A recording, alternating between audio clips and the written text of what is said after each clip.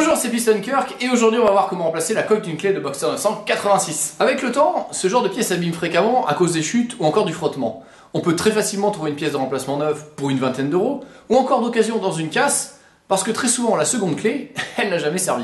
Avant de commencer, on va prendre le temps de comparer les deux coques pour constater qu'elles ne sont pas parfaitement identiques, notamment au niveau du logo, que ce soit pour la forme ou la couleur. C'est parce que la clé d'origine est un modèle qui a été produit entre 96 et 99 et que la clé de remplacement est un modèle produit entre 2000 et 2003. Avec ce type de nouvelle coque, ce n'est pas tellement le dos qu'il faut contrôler, mais la face avant pour être sûr que vous avez le même nombre de boutons.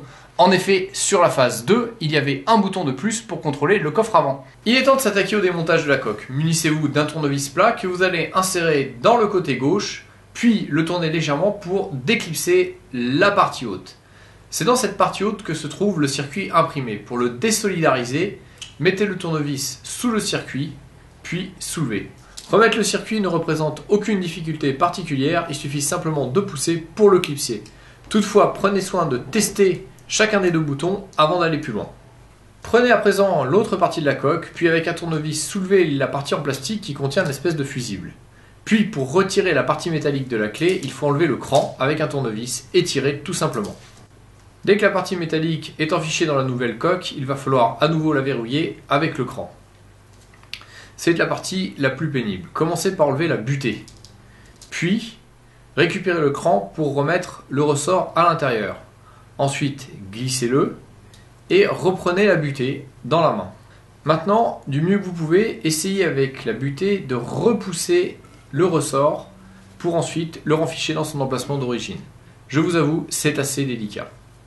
Enlevez le joint en caoutchouc pour pouvoir retirer le support de fusible avec un tournevis. À présent, vous pouvez remettre le fusible de votre clé dans la nouvelle coque. Il n'y a absolument aucune difficulté pour cette opération, il suffit simplement de pousser très fort avec les mains. Une fois que c'est fait, n'oubliez surtout pas de remettre le joint en caoutchouc.